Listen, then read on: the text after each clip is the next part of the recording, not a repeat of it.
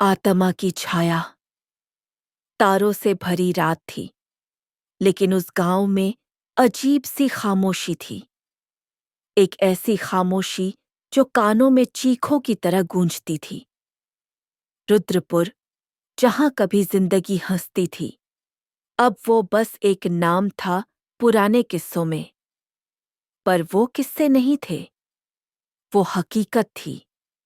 और मैं, नेहा, उसे महसूस करने आई थी। मेरे डॉक्यूमेंट्री प्रोजेक्ट के लिए ये जगह परफेक्ट थी, अबैंडन्ड प्लेसेस ऑफ इंडिया। पर मुझे नहीं पता था, मैं जो रिकॉर्ड करने जा रही थी वो मेरी जिंदगी की आखिरी चीख बन जाएगी। कैमरा ऑन किया, मैंने गांव की टूटी गलियों को शूट करना शुरू किया। चारों तरफ झाड़ियों में उलझे मकान, हर दीवार पर समय की धूल, और कुछ ऐसा जो आंखों से नहीं लेकिन आत्मा से महसूस होता था। तभी एक पुराना दरवाजा दिखा, आधा खुला हुआ। अंदर अंधेरा, लेकिन किसी ने जैसे भीतर बुलाया हो।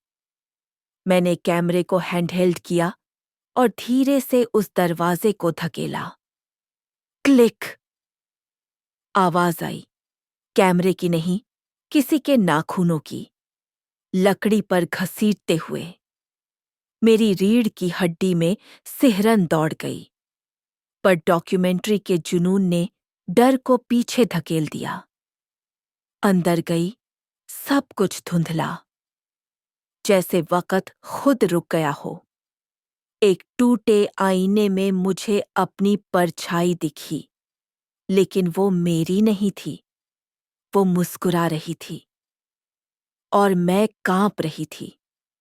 मैंने पलट कर देखा, कुछ नहीं, लेकिन फिर जमीन पर एक गीली, ताजा लकीर दिखाई दी। खून? नहीं, ये खून नहीं था, कुछ और था। काला, गाढ़ा, जैसे आत्मा बह रही हो। लकीर एक कमरे की ओर जाती थी और दरवाजा खुद ब खुद खुल गया। सांसें तेज हो रही थीं। कैमरा रिकॉर्ड कर रहा था।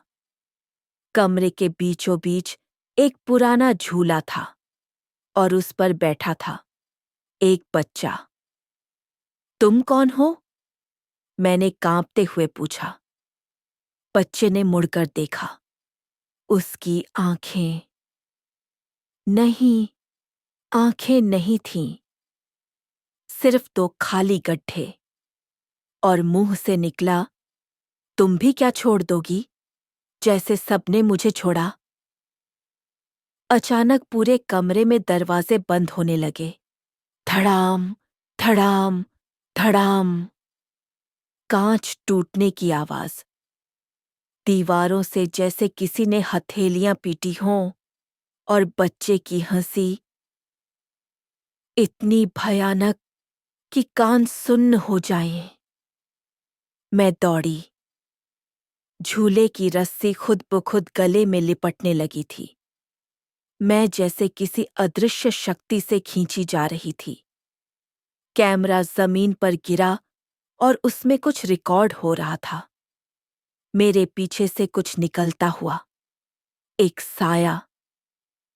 भागते हुए मैंने देखा, घर का हर आईना मुझमें से किसी और को दिखा रहा था। बाल खुले, आंखें काली, मुंह से खून बहता हुआ। वो मैं नहीं थी, पर थी। बाहर निकली, लेकिन गांव वैसा नहीं था जैसा कुछ मिनट पहले था। लोग थे, लेकिन बिना चेहरे के। हर कोई कुछ बड़बड़ा रहा था। उसे भी पकड़ लो। किसे? पीछे पलटी। वही बच्चा, अब बूढ़े में बदलता जा रहा था। हड्डियों की चरमराहट, चेहरा पिघलता हुआ, आंखों से धुआं निकलता। तू आई क्यों? मैं सिर्फ शूट करने आई थी। अब तेरे कैमरे में सिर्फ मौत बचेगी। कैमरा अपने आप चल रहा था। स्क्रीन पर लिखा था, अरीसी आत्मा की छाया। मैंने कैमरा उठाया और तभी पीछे से किसी ने मेरा कंधा पकड़ लिया। नेहा, सुनते ही मैं चीख पड़ी।